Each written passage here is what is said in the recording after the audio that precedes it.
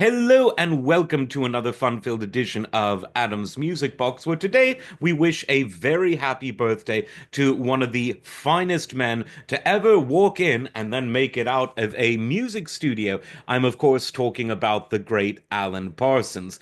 And you can't talk about Alan Parsons without talking about the incomprehensibly named Alan Parsons Project. And, of course, behind me is Alan himself and his longtime collaborator, the late, great Eric Wolfson. Now, what is the Alan Parsons Project? Well, imagine trying to pitch it to some a-hole in the music industry in the mid 70s. It's like, hey guys with the big cigar, I've got an idea.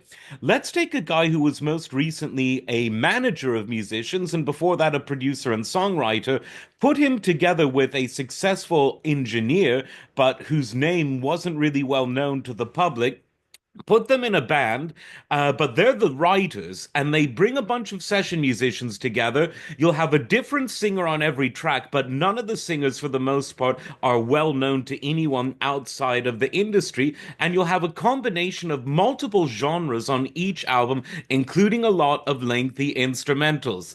What do you think?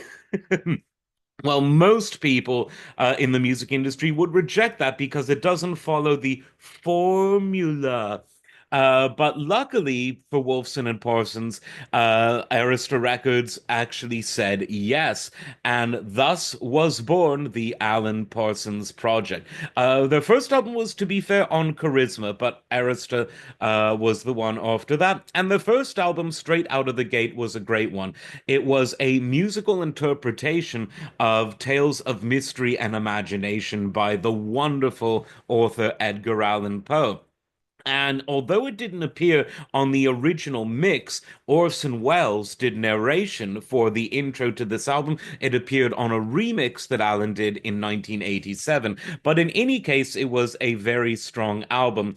But the follow-up was one of the strongest and best-selling albums, I, Robot, which again, it's a take on a literary masterpiece, the Isaac Asimov book, and it's just a perfect album.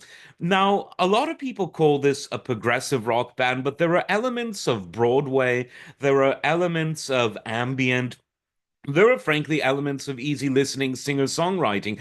The Alan Parsons Project is sort of, it didn't really reinvent a genre, but it was so detached from loyalty to any particular genre that it kind of went where it needed to go without the confines of strict adherence to a genre.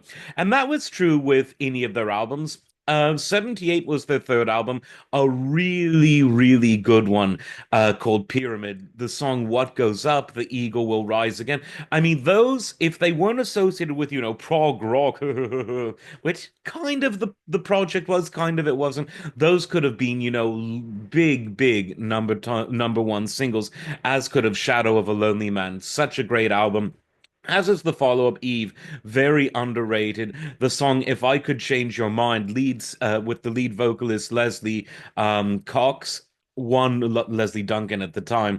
Wonderful, wonderful song. Again, could have, should have been a number one. A fun fact on this album, "Don't Hold Back" was sung by Claire Torrey. Who is she? Well, she is the session singer who did the non-lyrical vocal to Pink Floyd's "A Great Gig in the Sky."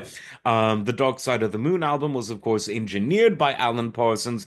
That might have been where they met. Next, you have the turn of a friendly card, and again, games people play and time both could have been huge number ones. The point I'm making by saying this is that, yeah, the Alan Parsons Project sold a decent amount of albums, but if they were flashy, if they toured, if they had maybe one or two consistent singers rather than different session singers, the things that the small-minded individuals at the record labels would have needed to push do the PR push to get the band more publicity. All of these songs could have easily been number one singles for weeks. I'm talking such well written music. I Don't Want to Go Home, another great one, as is the title track. Wonderful, wonderful album. Now, the next album produced a hit of sorts in the most unlikely way. The intro to the song Eye in the Sky is known as Sirius, and this just a few years after it was released. It was released in 1982.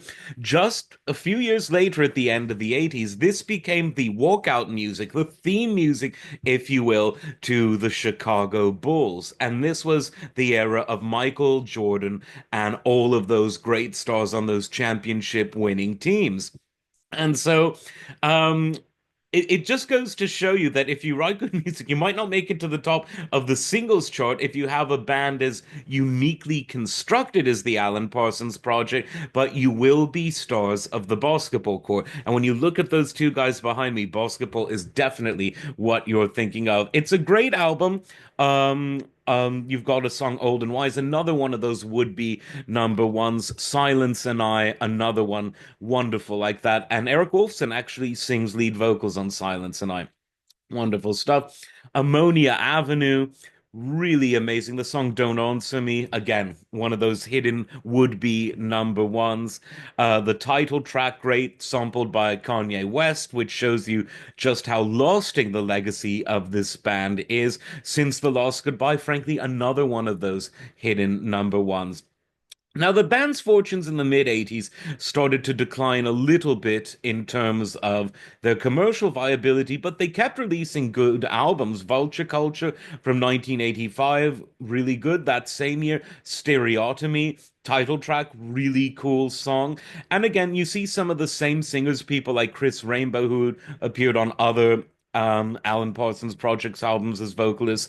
He was back, as was the great Gary Brooker from Procol Harum. As I said, occasionally you would get big stars in their own right guesting as vocalists. Arthur Brown was a guest vocalist on prior albums, Gary Brooker as well. So that's something to mention. The final sort of proper Alan Parsons Project album was Gaudi in 1987, an underrated but good album. But a few years later, they released an album that I believe was marketed as an Eric Wolfson solo project, but was really an Alan Parsons Project album in pretty much all but name. And this was Freudiana, a musical all about Sigmund Freud. Really good stuff. The title track, amazing. And this one, for whatever reason, is very out of print, even though all of the other project albums are all over your standard streaming services. I mean, what a legacy. Again, just about all of their albums pass my test for no filler. All of them are great from start to finish. They're all so strong that it would be hard for me to really say what my favorite ones are. If really pressed, I might say a tie between iRobot and Pyramid, but then again, a turn of the friendly card, really good too. So many good ones. Listen to them all. I think you'd be very surprised, because there's something for everyone on these albums. So many different genres explored from song to song. All of it so well performed by the session musicians, and of course, masterfully produced and engineered by the man himself. So happy birthday to Alan Parsons.